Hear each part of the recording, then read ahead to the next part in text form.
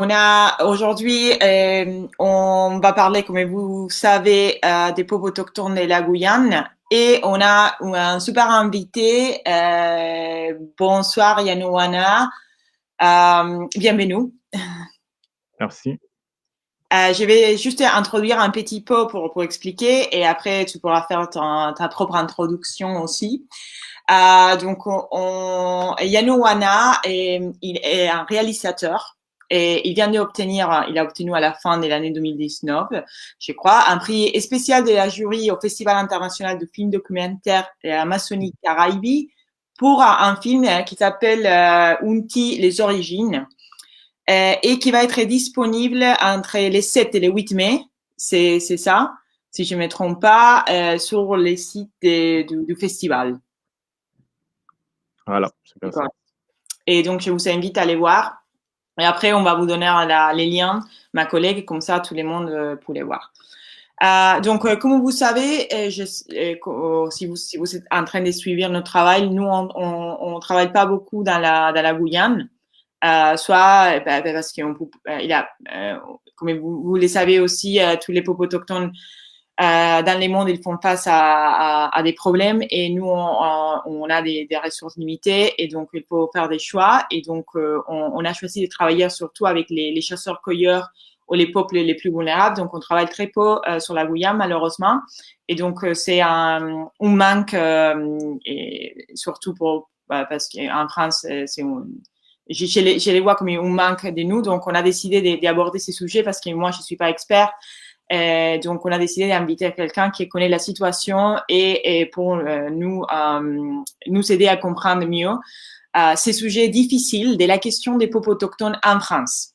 Parce que, oui, c'est la première question, Yanouana. Il y a des peuples autochtones en France. Est-ce qu'il y Oui. a des peuples autochtones en France? Ça pourrait être une surprise pour quelqu'un. Oui, donc déjà, bonjour à tous. Koibolega, c'est Yassa Galgon. Je tenais à saluer toutes les personnes qui assistent à cette interview en direct, hein. Pour commencer et pour répondre à ta question, bien sûr, les réalités historiques font qu'il y a des peuples autochtones en France, puisque la Guyane, elle est française, des faits coloniaux, etc., qui en ont découlé. Donc, par conséquent, voilà, il y a bien des peuples autochtones en France. Voilà. Oui, mais pourquoi on parle tellement peu? Euh, je me surprends quand j'ai dit ça aux gens, je parle des peuples autochtones ou des peuples amérindiennes, et la majorité des personnes ils disent, bah non, en France, il n'y a pas de peuples autochtones, il y a un seul peuple, et c'est les peuples français. Donc, j'ai trouvé ça curieux par rapport à des autres pays où Mm. l'existence des peuples autochtones est reconnue. Bah oui, enfin, ce qui est malheureux, c'est que de toutes les manières, en France, on connaît très peu les Outre-mer. Encore moins la Guyane française, qui du coup se trouve en Amérique du Sud, en Amazonie, et encore moins là-dedans les six peuples qui existent. On a sur une bande littorale avant tout les peuples Païkwenè, les peuples Arawak et les peuples Kalinia. Et un peu plus haut sur le Maroni, on a le peuple Wayana.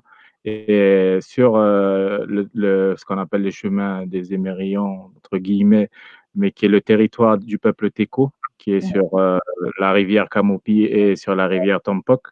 Et au sud-est, à l'extrême sud-est de la Guyane, quasiment, enfin, pas à la frontière avec le parc national des Tumucumac au Brésil. Donc, Mhm. la Guyane, on a le peuple Wayampi.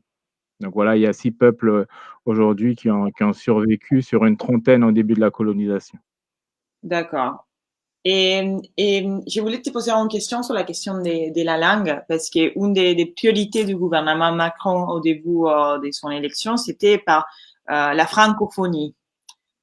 Donc, l'idée que la langue française doit être apprise et il est important aussi au dehors de la France métropolitaine, ça m'a posé beaucoup de questions à moi en tant qu'étrangère sur pourquoi, bah oui, la langue française, peut-être que c'est important, mais il y a aussi des autres langues qui se parlent sur les territoires et les départements de haute mer qui sont pas assez reconnues. Est-ce que est-ce que tu as expérimenté ça? Est-ce que la langue de ton peuple c'était possible de la parler ou pas? Est-ce qu'il y a eu des discriminations à l'école par rapport à la langue? Parce qu'une langue, c'est pas seulement une langue, c'est une manière de voir le monde. Donc, justement, je me pose la question sur ce Alors point. aujourd'hui en Guyane, on est sur un territoire où il y a des dizaines de langues pratiquées. Il, il y a quelques peuples sur les 6 qui ont conservé leur langue, hein, donc les Païkonais, les Kali'na, les Teko, les Wayampi, les Wayana. La langue arawak-lokono a quasiment disparu en Guyane en tout cas. Et il faut savoir aussi que le territoire, aujourd'hui, la collectivité Guyane est encore considérée comme un territoire à évangéliser. Et l'État, de manière indirecte, rémunère encore les prêtres catholiques. Donc voilà la réalité de la situation. Il y a des initiatives qui ont été prises, hein, depuis les années 98, etc., qui a découlé, qui a donné la naissance peu à peu de ce qu'on appelle aujourd'hui les intervenants en langue maternelle, qui sont des Ouais. personnes qui interviennent dans les écoles maternelles, du coup, pour aider à maîtriser la langue maternelle, mais dans l'objectif de mieux appréhender et mieux assimiler la langue française.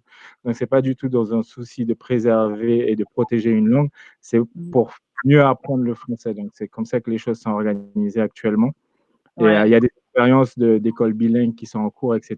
Mais c'est vrai que la langue, les langues sont encore aujourd'hui pratiquées dans certains endroits, dans certains villages. Mais pendant des années, il y a eu une politique d'assimilation et quelque part d'agression de l'identité amérindienne en Guyane. Depuis les années 48, il y a, il y a eu des missions de civilisation, c'est-à-dire que les enfants étaient pris dans les villages pour être mis dans des internats catholiques dans le but de tuer le sauvage et de créer des civilisations. Donc, c'est les derniers centres. Il y a encore un centre aujourd'hui qui existe à Saint-Georges pour les enfants ayant pis.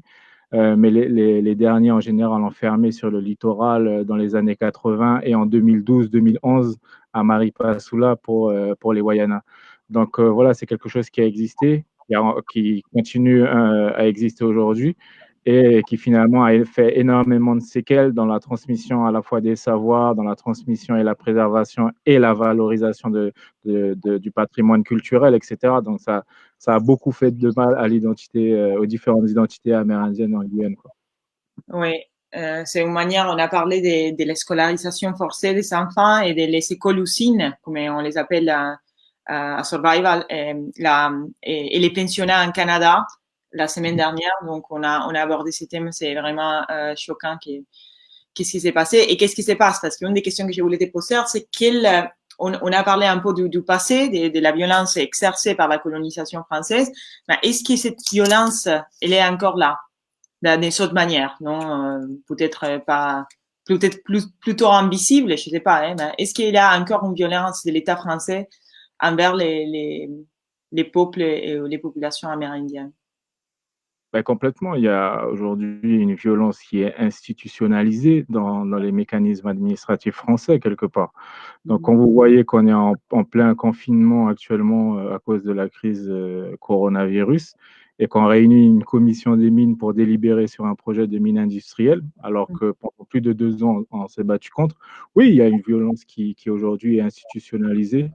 Et puis, quand on voit également les inégalités, souvent les populations qui sont sur des territoires qu'on dit de l'intérieur ou des territoires qu'on dit isolés, c'est ceux qui sont en, comment dire, l'accès aux services publics, parce qu'aujourd'hui, on est considéré comme des citoyens français à part entière, sans reconnaissance de droits particuliers, de droits des peuples autochtones.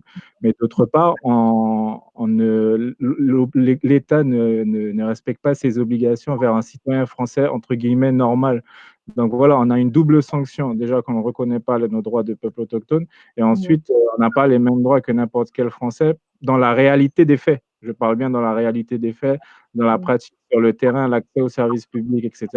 On n'est pas sur les mêmes dispositions. Donc oui, il y a une violence qui est aujourd'hui installée.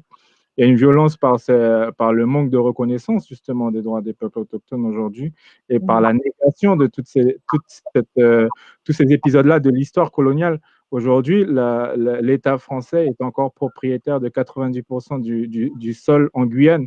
Je veux dire, nous, on est tolérés, puisqu'on s'est battu quand même depuis les années 80, notamment en 84 avec la prise de parole de Félix Tchouka, pour faire valoir nos droits. Mais actuellement, on n'est pas souverain sur nos propres territoires. On est devenu minoritaire au fur et à mesure des années et des siècles qui se sont écoulés. Mais voilà, donc il y a des mécanismes aujourd'hui qui sont encore violents. On ne demande jamais notre avis. Quand on la donne, elle n'est pas respectée, Mhm. etc. Donc, c'est oui. Oui. Mais je rappelle aux gens qui sont en train de nous voir que la France n'a pas voulu signer la convention 169 de l'Organisation mondiale du travail, que c'est la seule convention, on va dire la seule instrument juridique avec un poids qui pourrait qui reconnaît les droits des peuples autochtones et donc aussi les droits territoriaux et les droits collectifs. Et elle a toujours refusé, l'État français a toujours refusé de les signer parce qu'il ne reconnaît pas l'existence des peuples. La France reconnaît qu'il y a un seul peuple, les peuples français. Donc, les appeler, même dire parler des populations autochtones, c'est une manière de dénier les droits parce qu'il ne s'agit pas des populations. Les populations n'ont pas des droits. C'est les peuples qui ont des droits. Et donc, c'est pour ça qu'en France, on utilise souvent les mots population, parce que la France, population autochtone, parce que la France ne reconnaît pas qu'il s'agit des sujets des droits. Donc, c'est pour ça que nous, on a décidé de parler des peuples. Donc, on parle d'un État qui, aujourd'hui, dans les 2020, ne reconnaît pas encore l'existence des peuples autochtones à l'intérieur de leur propre ex-territoire coloniaux et pas seulement donc aussi à l'intérieur du territoire français. Donc, j'avais une question à te poser sur la question du virus, parce que comme on parle, tout le monde est touché par le Covid-19, bien sûr, mais il y a des parties de la population, il y a des peuples qui sont plus touchés que les autres. Donc, et surtout à cause de la condition vulnérable des peuples autochtones. Donc, je voulais savoir si aussi dans la Guyane, c'est le cas. Est-ce que les peuples autochtones sont plus vulnérables au virus et si oui, pourquoi? Ben, plus vulnérable dans un sens, oui. En Guyane, donc l'un des premiers clusters a été un village amérindien sur l'île de Cayenne. Donc, on a été touché à ce niveau-là. La manière de vivre, la manière dont est organisé un village facilite et accélère la propagation, puisque voilà, les interactions sociales sont quasi permanentes. On n'est pas comme dans une cité avec des appartements, des bâtiments cloîtrés, etc. Je veux dire, dans un village, les gens interagissent entre eux et c'est très difficile de faire respecter les mesures de confinement. Et Mhm. disons que certains villages, justement, parce qu'on reconnaît et qu'on est conscient de ces paramètres-là, ont décidé eux-mêmes de se mettre en quarantaine, de se couper du monde eux-mêmes, mais en groupe, en communauté, pas individuellement. Ça s'est Oui. fait collectivement. Donc, en tout cas, c'est ce qui s'est passé sur l'île de Cayenne. Ensuite, comme je l'ai dit tout à l'heure, les inégalités se sont beaucoup plus accentuées. En tout cas, les inégalités nous ont éclaté en pleine face avec cette affaire de coronavirus. Et ça ressort énormément puisque l'offre de soins en Guyane, elle n'est pas égale sur tout le territoire. Il y a des endroits où il n'y a pas de médecins, il y a des endroits où il y a pas d'hôpitaux. Enfin, il y a des hôpitaux seulement sur la bande littorale. Et une partie des populations amérindiennes, une partie des peuples autochtones se trouve dans l'intérieur de la Guyane. Et donc voilà, et même de l'est à l'ouest, il y a beaucoup d'inégalités. Donc ça fait vraiment ressortir ça. Ensuite, on a assisté également à des risques de rupture d'approvisionnement en alimentation, en produits de première nécessité, etc. Mais disons que si on doit porter un regard ou bien pousser une analyse un peu plus loin, aujourd'hui, le bouleversement de l'alimentation, le bouleversement des modes de vie de manière très accélérée dans le siècle dernier a fait qu'il y a beaucoup de facteurs qui créent de la comorbidité au sein des populations et des communautés, je vais dire de manière générale en Guyane. Donc, on a un pic quand même de diabète, d'hypertension, etc., en partie lié au changement d'alimentation brutal. Et Mhm. aujourd'hui, on est également face à une réalité sociale qui est vraiment, comment dire, chaude, qui fait que on est dans une urgence. L'orpaillage illégal fait que le poisson, le gibier a disparu dans la forêt. On a un changement brutal d'alimentation qui crée des paramètres de comorbidité. On n'a pas une offre de soins adaptée sur l'ensemble du territoire de manière égale. Et à cela, on répond à une urgence, du coup, à un manque de vivre en envoyant, je suis désolé de caricaturer, mais du Nutella et des boîtes de conserve. Donc voilà, je trouve que, et je pointe du doigt personne parce que les gens répondent, il y a des réponses, on verra, on mesurera les conséquences après. Et je trouve que c'est vraiment dommage. Et cette crise-là, elle monte, elle surligne, elle met en évidence toutes les failles qu'on a en Guyane et en général dans le monde. Donc voilà, c'est ça qu'aujourd'hui, je pense qu'il est nécessaire de retenir, en tout cas au sein de la communauté, de se dire qu'en Guyane, on importe 90% de ce qui est destiné à la consommation. On est un pays très fragile. Oui, oui. Et en fait, pour parler aussi de la situation actuelle, je voulais te poser la question si tu peux nous expliquer un peu mieux soit ton engagement, donc et comment aussi s'engager pour pouvoir prévenir tout ça, et soit aussi si tu peux me parler un peu plus, nous parler de ton documentaire qu'on va pouvoir voir. Je vous rappelle, entre les 7 et les 8 sur les sites du festival, et on va mettre les liens, on va partager les liens sur Facebook. Ben, concernant l'engagement en général, on a vu depuis quelques années une émergence de générations qui s'impliquent à leur manière. Donc aujourd'hui, on a beaucoup d'artistes qui sont engagés, que ce soit par la peinture, par la musique. Moi, j'ai choisi la caméra et l'audiovisuel, donc j'ai choisi de m'orienter vers ce domaine-là. Mais il y a d'autres jeunes qui se mobilisent également sur le terrain, sur le plan sportif, sur le plan de la prévention, etc. Et moi, je fais partie d'un mouvement, d'une association qui s'appelle Jeunesse autochtone de Guyane. Donc voilà, on essaye de sensibiliser et nos actions se résument en trois credos. C'est apprendre à la fois de nos anciens, de notre héritage, de notre patrimoine culturel et de tout le savoir qui réside au sein de nos peuples, mais apprendre également les nouvelles méthodes, les nouvelles technologies, etc. Parce moi je l'ai toujours dit, pour qu'un jeune autochtone soit équilibré aujourd'hui, Ouais. il faut il faut qu'on soit conscient de notre condition de dominer. Il faut qu'on soit conscient de la richesse de nos peuples à travers leur savoir, à travers leur mode de vie, etc. Et il faut qu'on maîtrise l'autre monde aussi. Et un jeune équilibré, c'est celui qui arrive à jongler entre tous les mondes qui l'entourent. Ouais. Donc, donc c'est pour ça il est important d'apprendre. Et ensuite, apprendre, et il faut partager aussi. Et parce que le partage, c'est important. C'est comme ça qu'on apprend. On apprend les uns des autres, on devient plus fort. Il faut qu'on montre la solidarité, etc. Et que seul, on n'arrive à rien. Donc, c'est important de partager tout ce qu'on apprend, tout ce qu'on vit, etc. Ça, c'est le deuxième. Et ensuite, c'est protéger. Protéger parce que, encore une fois, on a des richesses qui existent au sein de notre culture qu'il faut préserver. Il y a des endroits, des sites sacrés, des espaces forestiers, des fleuves, etc., qui abritent les différentes formes de vie que l'on doit respecter. Et il faut qu'on protège également nos familles, notre santé, etc. Donc, nos actions, en tout cas, notre philosophie se résume en trois points, c'est apprendre, partager et protéger. Donc voilà, moi, j'ai décidé de m'engager et je le fais. J'ai été amené également à travailler au sein du Grand Conseil coutumier. Mhm. Ah, et dont j'étais vice-président, j'ai démissionné parce que je trouve encore une fois que c'est un outil limité. Et pour moi, l'aspect institutionnel, l'aspect juridique est quelque chose de très important et qu'il faut qu'il y ait des personnes qui se battent sur ce plan-là.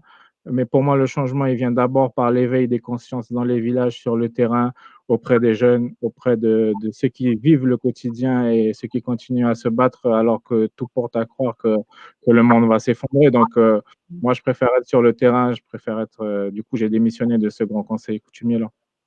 Ah, d'accord. Est-ce que tu peux nous raconter aussi qu'est-ce qu'elle fait exactement Jeunesse autochtone? Parce que moi, je trouve que c'est important pour les gens qui ne connaissent pas. Parce que bon, moi, je connais, mais je voudrais bien si tu nous expliques à nous, aux personnes qui nous regardent, qu'est-ce qu'elle fait la jeunesse autochtone et qu'est-ce que c'est ces groupes. Je crois que c'est vraiment aussi, ça donne envie de s'engager, ça donne envie un peu de parler un peu plus de ce qui se passe. Alors, jeunesse autochtone, à la base, c'est juste des jeunes qui discutent entre eux de la situation autochtone. Après les mouvements de mars 2017, il fallait réagir et il fallait rentrer en force et du coup redonner un peu de peps à ce mouvement amérindien, ce mouvement de revendication. Du coup, il y a eu beaucoup de jeunes qui se sont mobilisés autour et même des moins jeunes. Et Mhm. ensuite, il y a eu la fameuse mine industrielle Montagne d'Or qui a fait beaucoup Ouais. de vagues. Et du coup, là-dessus, on s'est énormément mobilisé aussi. Mais comme je l'ai dit, les trois credos font qu'aujourd'hui, on doit sensibiliser et il y a une réflexion qui est poussée. Et la première des choses qu'on a mis en place, c'est des cycles de projection débat. Donc là, qu'on devait renvoyer, du coup, Après, il faut bien comprendre que travailler sans subvention, c'est difficile sur fonds propres.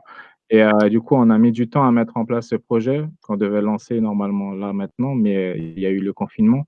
On va mettre en place également des cycles de conférences, puisque pour ma part, j'ai eu l'opportunité, à travers toutes les actions auxquelles j'ai participé depuis que je suis beaucoup plus jeune, à travers ma vie militante, etc., Mhm. de faire le tour de tous les villages amérindiens, etc. Et encore une fois, je l'ai dit, j'ai été membre du Grand Conseil où j'ai appris énormément. Comme je l'ai dit, je suis pas avocat, je suis pas, etc., mais j'ai pu apprendre. Donc, à mon tour maintenant de transmettre aux autres jeunes ce que j'ai appris, ce que j'ai pu voir, comment ça se passe ailleurs, etc., et permettre aux autres jeunes de rentrer dans ce mouvement en étant rassurés de se dire on va découvrir d'autres choses. Il faut qu'on rentre en contact également avec les autres populations, les autres territoires où il y a des peuples autochtones. Donc voilà, Mhm. il faut créer un maillage aujourd'hui qui met à mal ce découpage administratif à travers des frontières qui nous ont été imposées. Donc c'est tout ça qu'il faut qu'on se re-questionne. Et encore une fois, il faut faire notre grand rôle aussi, c'est de mettre en place des plaidoyers, c'est de faire valoir notre vision des choses, Mhm. puisque c'est un travail en soi, c'est un défi qu'on s'était donné. Au début, je veux dire, il y a 5 ans, 6 ans, on n'entendait pas parler des peuples autochtones de Guyane.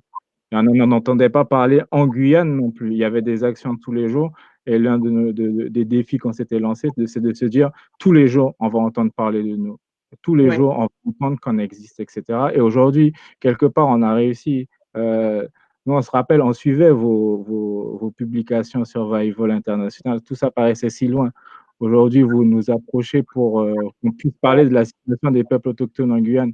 On a attiré quelque part, puisqu'il y a une ambivalence en France d'aller, entre guillemets, sauver tous les Amérindiens du monde, alors qu'en Guyane, on n'a jamais eu de mouvement de solidarité de la part de l'opinion nationale, de la part des associations et des organisations en solidarité avec les peuples autochtones de Guyane et envers la Guyane tout court, parce que la France a une responsabilité, entre guillemets, puisqu'il y a une partie de l'Amazonie dont elle est responsable aujourd'hui légalement. Donc, Ouais. quelque part, quand on entend Macron aller faire la leçon à Bolsonaro alors qu'il est en Ouais. train d'organiser le pillage industrialisé de la Guyane, ça nous fait, ça nous fait doucement rire. Donc voilà, c'est aussi notre devoir de faire quelque part connaître les initiatives qui sont portées par les jeunes, parce qu'aujourd'hui, il y a des médias autochtones qui sont en train de se monter, comme je l'ai dit, il y a des artistes qui sont en train de s'unir, il y a des jeunes, il y a de plus en plus de jeunes qui font des films, etc. Et je pense que ça va continuer dans ce sens-là.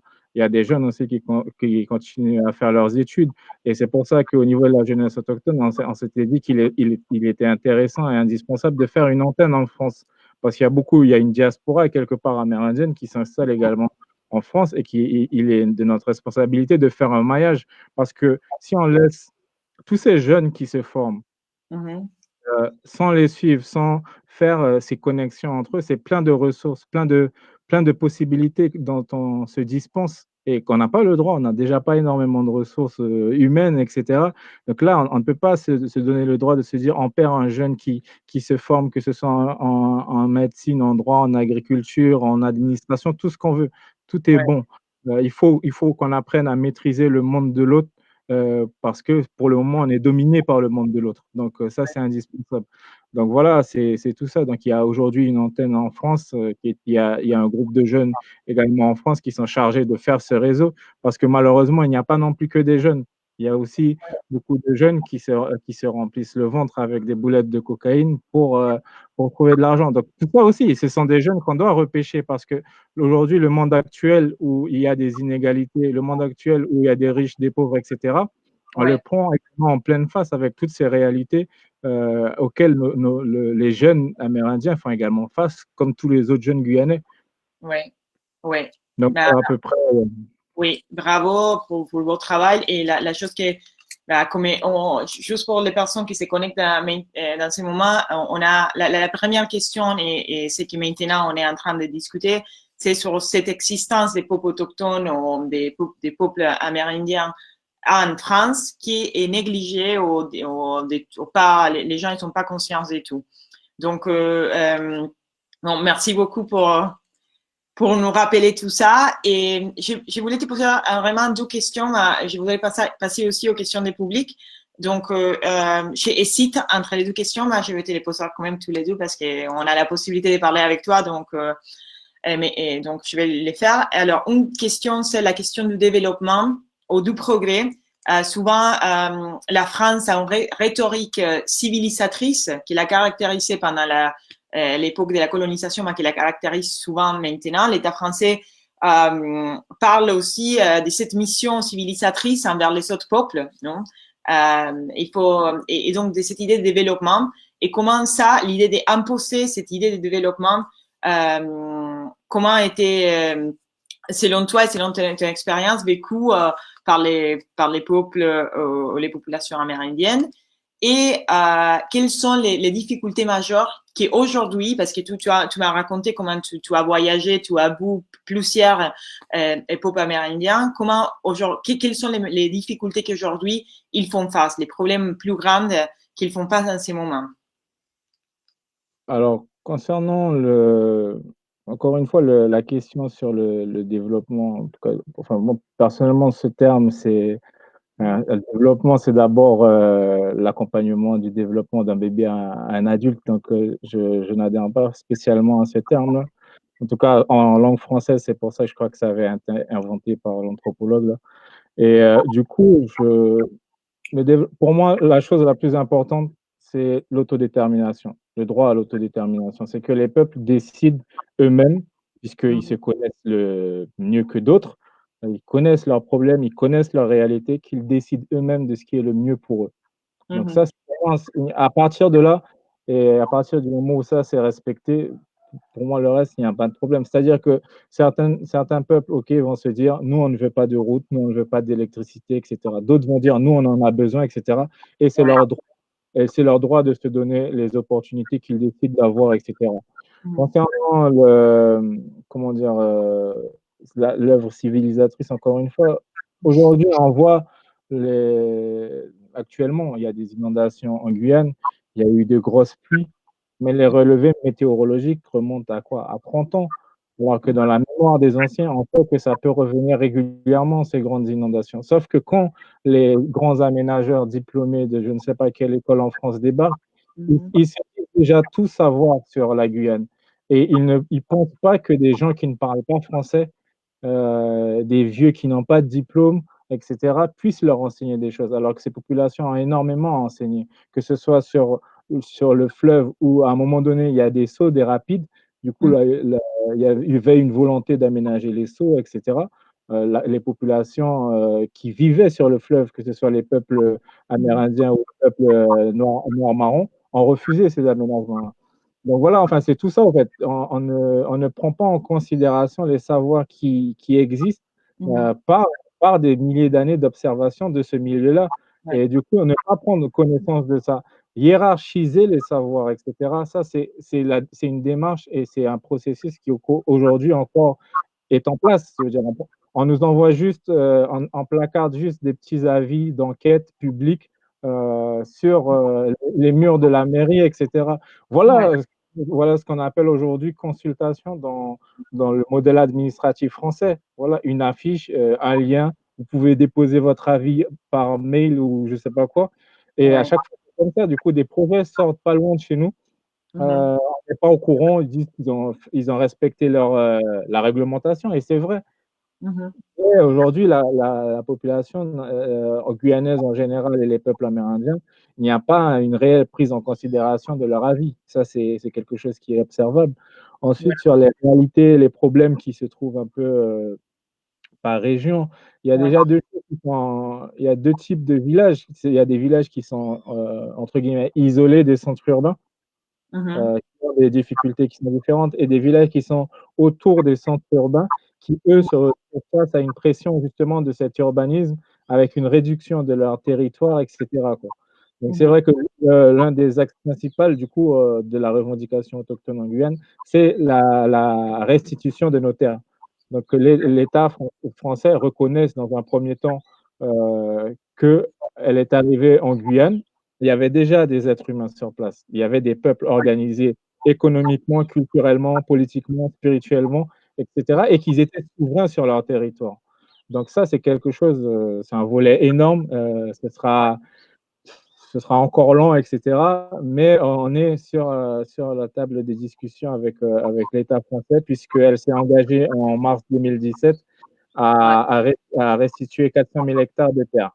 Donc là, on est Ah, en train de travailler avec, en tout cas, le Grand Conseil coutumier travaille avec sur comment est-ce que ça devrait se faire, les statuts des 400 000 hectares, etc., quoi. Donc, ça devrait passer par un véhicule quelque part, un canal législatif ou par ordonnance, quoi. Donc, c'est quelque chose actuellement qui est en stand-by, mais qui, je pense, sera relancé après le confinement. Donc voilà, il y a ça. Et sur les autres problèmes plus généraux à la Guyane, il y a un gros volet qui est l'orpaillage illégal, parce que au-delà de ce danger de mine industrielle avec des grosses multinationales, il y a également l'orpaillage illégal organisé par des bandes organisées criminelles. Donc voilà, ça sévit depuis 30 ans. ouais. Et le fléau n'est pas aujourd'hui, on n'en voit pas la fin. Donc, Ouais. ça s'étend partout. Je veux dire, ça ne concerne pas que l'intérieur du territoire. Sur le littoral, il y a de l'orpaillage illégal, etc. Là, dans les villages de Saint-Laurent aussi, ils sont touchés, à Apatou, pas loin d'ici. Non, ça touche aujourd'hui globalement toute la Guyane, globalement la plupart des cours d'eau. Et Mhm. on ne voit pas pour le moment de moyens suffisants pour endiguer ce fléau-là, tout en sachant que on est dans un espace où les populations circulent, Mhm. qu'il est possible de contrôler les frontières, etc. Et que sans une coopération de la France avec le Brésil ou le Suriname, l'orpaillage illégal a encore de beaux jours. Mais sauf Ouais. qu'aujourd'hui, il faut arrêter de se voiler la face aussi.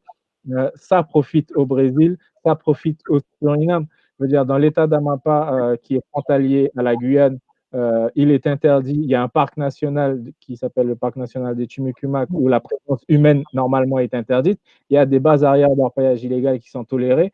Et il y a des boutiques d'achat d'or alors que l'orpaillage est interdit. Donc voilà, pareil, de l'autre côté du Suriname, Mhm. les commerces qui installent, ils ont de quoi ouvrir n'importe quel site d'orpaillage où est-ce qu'on veut, quoi. Donc voilà, en fait, il y a une coopération aujourd'hui qui n'existe pas. Et Mhm. il y a une France qui, à mon sens, ne met pas suffisamment les moyens nécessaires pour combattre ce fléau, pour commencer à parler de réelle volonté d'endiguer ce phénomène-là. Oui, oui. J'imagine qu'il y a beaucoup des autres sujets et des autres problèmes que tu voudrais dire, mais je pense qu'il n'y en a pas beaucoup de temps. Et je voulais, avant, je sais, de passer aux questions du public, j'arrive, mais je voulais savoir si toi, tu as quelque chose à dire aux gens qui regardent la vidéo, en sachant que la majorité sont des personnes qui habitent en France métropolitaine. Donc, si tu avais quelque chose en particulier à lui dire qu'on n'a pas abordé et dans cet entretien. Sinon, on Ben, passe à la question des publics, comme tu veux. rapidement, s'il y a beaucoup de personnes de France hexagonale qui regardent la vidéo, c'est que je pense que vous ne nous connaissez pas, mais que nous avons quand même une histoire commune qui a été écrite dans la douleur, qui a été écrite dans le sang, qui a été écrite par la disparition de beaucoup de peuples en Guyane. Et malheureusement, ça, il faut le savoir, et il faut nous appuyer auprès des instances de décision au niveau national parce que c'est tout ce qui se passe en Guyane, malheureusement, est décidé de l'autre côté de l'océan. C'est encore, même si sur le papier, on est devenu une région d'outre-mer, dans la pratique aujourd'hui, et encore une fois, la crise nous le demande. Je ne viens pas sur la manière de gestion, mais dans les réalités et dans les faits. Aujourd'hui, on a un président de la collectivité qui est l'équivalent d'un président de région, qui est élu par la population guyanaise et qui a une certaine marge de manœuvre, mais la crise actuellement est gérée par un haut fonctionnaire nommé à Paris. Donc, je ne vais pas venir apprécier leur mode de gestion, ça, je ne suis pas un expert de la gestion d'épidémie, mais juste dans les faits. Voilà comment aujourd'hui la fonction est encore régie et organisée. Donc, c'est vrai que malheureusement, on ne se connaît pas, ou en tout cas, on a une histoire commune et on a quelque part besoin d'être appuyé également pour faire valoir nos droits. Donc Mhm. voilà, c'est pour préserver nos territoires et l'Amazonie, et pas que pour nous, parce que voilà, tout ça, c'est quelque chose, la biodiversité, etc. Ça a un rôle énorme à jouer. Les espaces forestiers ont un énorme rôle à jouer dans ce défi qui touche à l'humanité qui s'appelle le changement climatique. Donc voilà, c'est tout ça aussi qu'il faut prendre en considération. Merci beaucoup. Vraiment, c'est trop important de t'avoir aussi aujourd'hui ici avec nous. Merci beaucoup. Je passe aux questions du public. Des fois, ils sont juste des commentaires, des fois, ce sont des questions. Je vais te lire en tout cas tout comme ça. Alors, je commence pour ça. Est-ce que l'abandon du projet Montagne d'Or est assuré et il y a des autres projets miniers qui menacent les peuples autochtones en Guyane? Je ne sais pas si tu sais, Ben, sinon, tu me dis. le projet Montagne d'Or, dont on a parlé beaucoup, c'est juste une intention de projet à l'heure actuelle. Le dossier n'est pas déposé dans les services d'instruction. Donc, il n'est pas encore traité en réalité. Donc, un projet qui n'est pas traité ne peut pas être abandonné en soi. Aujourd'hui, le gouvernement français et le président ont juste parlé de leur intention d'abandonner le projet si jamais il était déposé, en tout cas en l'état. Et oui, il y a d'autres projets. Il y a le projet de Mine Espérance là, qui est sorti récemment, qui a été traité en commission en plein confinement. Ouais. Donc, voilà, donc encore une fois, l'État gère ses priorités. Donc voilà, et puis il y en a d'autres, il y a une vingtaine d'autres, si je ne me trompe pas, de compagnies qui veulent s'installer. Et ce ne sont pas des projets qui menacent les peuples autochtones, ce sont des projets qui menacent les fleuves, l'ensemble du vivant, Mhm. l'ensemble de la forêt et l'ensemble des personnes qui habitent en Guyane. Je veux dire, quand il y a une catastrophe, il n'y aura pas, je vais cibler les peuples autochtones seulement, je vais épargner les autres communautés. Non, ça va toucher tout le monde. Et c'est ce qu'on essaie justement de faire comprendre, c'est que le, ces projets-là, ça date, c'est du siècle précédent. Là, nous les peuples qui sont souvent dits primitifs, au contraire, on invite à rentrer dans l'avenir, en fait. Ouais. Alors, une autre question, c'est sur la relation entre les peuples autochtones du plateau des Guyanes. Ont-ils des valeurs politiques, culturelles, économiques communes? Si tu sais pas la réponse pour des raisons que tu sais pas, tu me dis. Hein, on va pas répondre à toutes les questions. Je te pose les questions Oui, même oui. si tu veux Non, mais répondre. ce Ouais, sera rapide. Il y a une organisation qui s'appelle la COICA, qui est la coordination des peuples autochtones du bassin amazonien. Du coup, il y a des contacts à travers d'autres organisations, des représentants qui est fait. Donc voilà, ouais, enfin, c'est quelque chose qui est mis en place. Après, les peuples qui sont en Guyane sont tous transfrontaliers. Les Wayanas sont à la fois présents en Guyane, au Suriname, au Brésil. Les Kalignans sont présents à la fois en Guyane, au Suriname, un petit peu au ouais. Brésil. Voilà, enfin les autres peuples aussi, quoi. Donc, à part les Téco qui sont vraiment présents que en Guyane, Mhm. les autres sont transfrontaliers, donc il y a forcément du lien. Oui, l'imposition des frontières des États, c'était une invention des Européens qui sont arrivés. Donc avant, il y avait des autres personnes. Alors, il y a quelqu'un qui pose la question, bon, c'est pas une question, mais c'est des mêmes manières avec nos régions, la métropole, Pays Basque, Corse, Bretagne, l'idée est d'être unis, non?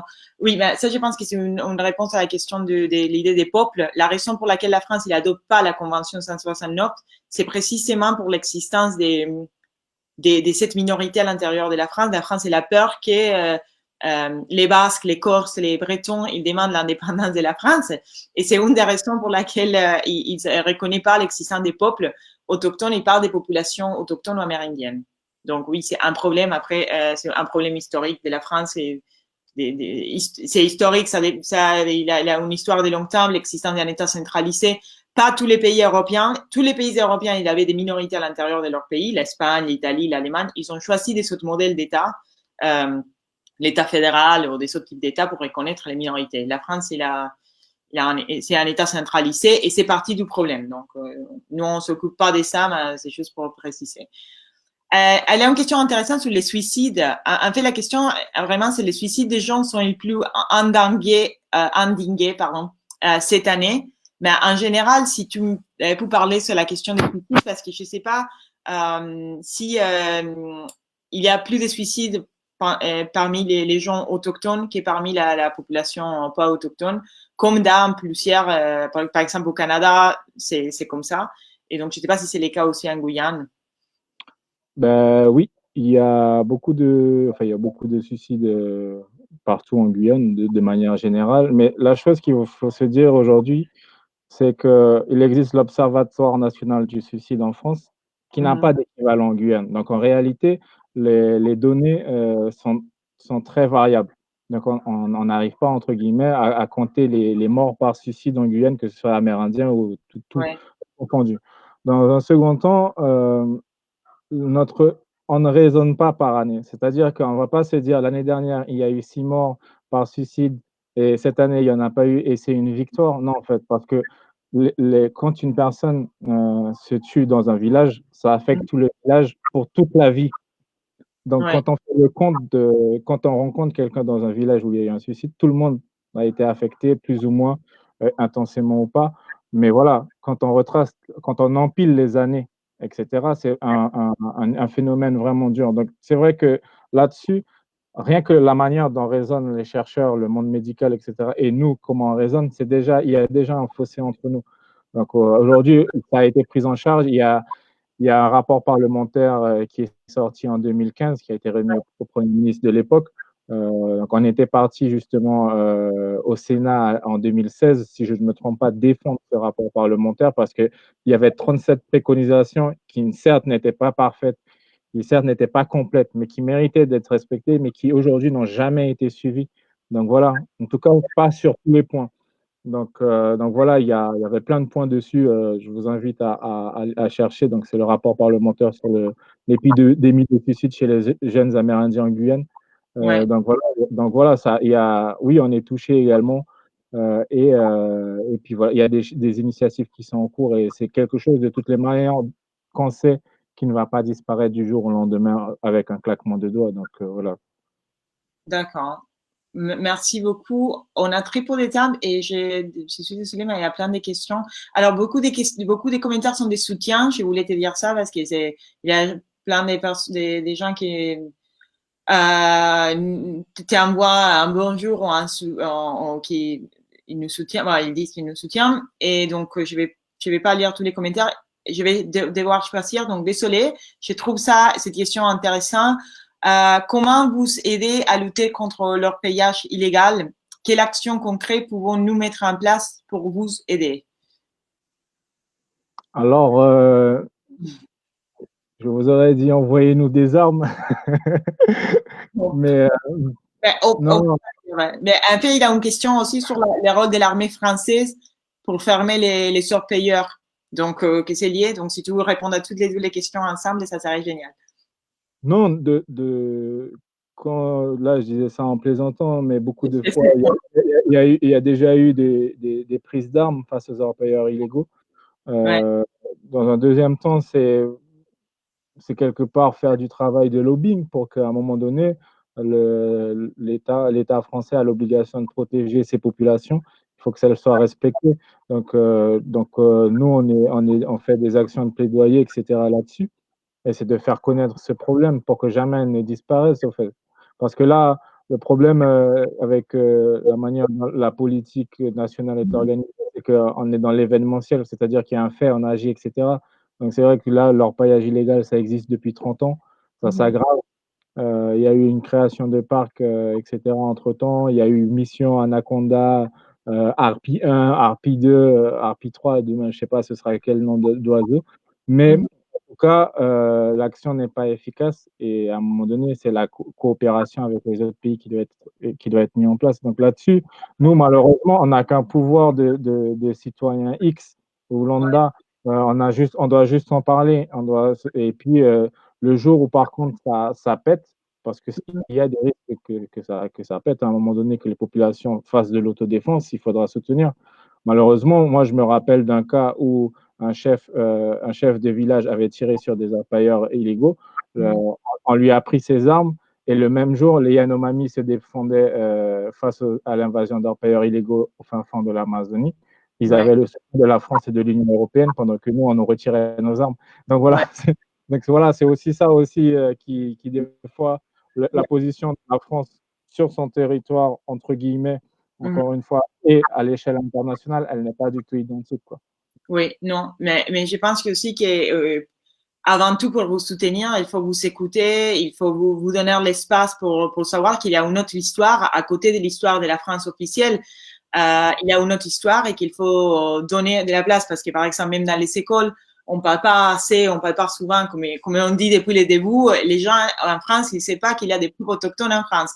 Donc, je pense que déjà commencer à connaître ces peuples, à donner de l'espace, à voir qu'est-ce qui se passe, à se renseigner sur la situation, c'est déjà un peu faire un pas en avant. Après, il y a plein de choses à faire, on le sait bien, mais je pense que c'est aussi important de vous connaître et de connaître aussi votre histoire. Donc, je vais passer à la dernière question parce qu'on on n'a pas plus de temps. Et donc, alors, je vais voir parce qu'il y a plein de questions. Donc, pour les autres questions qu'on n'a pas répondu, ma collègue va essayer de vous répondre dans les jours à venir. Et donc, est-ce que vous avez un soutien du ministère des d'autres maires? Est-ce qu'ils s'impliquent dans vos projets et dans votre combat? Et ça, je pense que c'est intéressant juste pour expliquer votre relation avec l'État français, que tu as déjà expliqué plusieurs fois, mais juste pour finir. Euh, je pense que c'est intéressant que les gens posent la question, que sa question est intéressante. Donc, Bon, concernant notre relation avec l'État français, il y a le Grand Conseil coutumier qui a été créé par la loi Égalité réelle Outre-mer de février 2017, justement. Donc, c'est une institution hein, qui est placée auprès de l'État en Guyane et dont la responsabilité est de représenter et défendre les intérêts des peuples amérindiens et bushinengues. mhm, Donc voilà, donc la mission de cette instance est de justement de dialoguer avec l'État français sur comment adapter les réglementations, de tirer la sonnette d'alarme quand ça ne va pas, etc. C'est une espèce de veille qui est mise en place. ouais, Aujourd'hui, il faut savoir que le Grand Conseil n'a pas les moyens de fonctionner correctement, etc., quoi. Donc voilà, c'est en raison, c'est une partie pour ces raisons que moi j'ai donné ma démission. Et après, encore une fois, le problème, il est que l'État fonctionne avec des gouvernements. Et le gouvernement actuel, on ne comprend pas trop ses actions, ses réactions mhm, et sa pensée qui est complètement contraire à la nôtre. On est sur de la marchandisation du vivant et quelque chose qui n'est pas en accord avec notre vision ouais, culturelle de base. Donc, c'est vrai que du coup, on ne s'entend pas sur énormément de points comme l'industrialisation de la filière minière en Guyane. Donc ouais, voilà, c'est qui aujourd'hui doit être mis en place et tout. Mais c'est vrai que quand on est venu en France à plusieurs reprises, on a rencontré des ministres pour faire notre action de plaidoyer. Voilà, on est reçu, on dit ce qu'on a à dire et ils nous disent je comprends, je comprends. Et dans les actions, bon, sur la Montagne d'Or, ils se sont réorientés parce qu'il y a eu vraiment une mobilisation de tout le monde ouais, euh, en Guyane et on a eu beaucoup de soutien à l'échelle nationale. Mais sur les autres points, sur la restitution de terres, etc., ça prend beaucoup plus de temps. Et mhm, côté, on doit s'organiser aussi. Et voilà, on n'est pas non plus militant à temps plein. On a des familles, on est dans des villages, on a des vies de famille, etc. Et du coup, ça fait que on est des fois On est obligé de faire face à un monde ou à un système qui avance, qui est organisé, qui est puissant, et cetera, et nous qui tentons malgré tout de survivre, dans tout ça, quoi. Mmh. Ouais. Bon, et c'est une lutte difficile. Bah, c'est une lutte, qui c'est Ah, on n'a pas absolument le choix, hein. et c'est absolument nécessaire et c'est pas seulement pour les peuples autochtones, comme on dit toujours. Comme tu le disais avant, c'est aussi pour la nature. C'est vraiment une lutte qui est essentielle. Donc, je vous invite à toutes les personnes qui nous écoutent à suivre, bah, avant tout, à regarder les films entre les 7 et les 8. Moi aussi, je ne l'ai pas encore vu, donc je voudrais bien le regarder. Et à suivre aussi les combats des jeunesses autochtones et à vous poser des questions et à vous interroger sur les peuples autochtones en France. Et donc, je pense que ça serait tout. Tu as quelque chose à ajouter ou je peux finir? Ben, moi, si j'avais un truc à rajouter, c'est justement de On est profiter content de de t'écouter. non, moi, si j'ai quelque chose à rajouter, c'est qu'on a nous, les peuples autochtones, et cetera, on est comme tout le monde aussi. C'est-à-dire qu'on veut vivre, on veut rendre nos familles heureuses et en sécurité, et cetera, et qu'on connaît des choses, on en ignore d'autres, et qu'on Ouais, veut participer à la construction de notre pays, au fonctionnement de ce monde, mais ouais, tout en respectant toutes les formes de vivants, tout en respectant, toutes les valeurs humaines qui peuvent et la diversité des valeurs qui peuvent exister. Donc, si ce temps-là de confinement, peut mettre un arrêt au monde et nous pousser à réfléchir, et à mieux redémarrer, ce serait une bonne occasion. Malheureusement, c'est pas ce qui s'annonce, mais en tout cas, j'invite les personnes qui regardent la vidéo à faire ça, c'est à repenser notre monde, à notre manière d'agir et puis à se respecter à la fois mutuellement, mais aussi à respecter, toutes les autres formes de vie, quoi. merci beaucoup. C'est vraiment, je suis super contente de t'avoir eu avec nous aujourd'hui et aussi de donner de l'espace à une thématique qui est, moi personnellement, et je pense que aussi beaucoup de gens connaissent pas, très malheureusement. Donc, merci beaucoup vraiment pour ton temps et merci à tout le monde qui nous a suivis. Je suis désolée qu'on n'a pas eu beaucoup de temps pour les questions, pour toutes les questions en tout cas. Et donc, on va essayer de vous répondre après par écrit. Donc, encore merci et bonne soirée. Bonne soirée à tout le monde et bonne soirée à toi.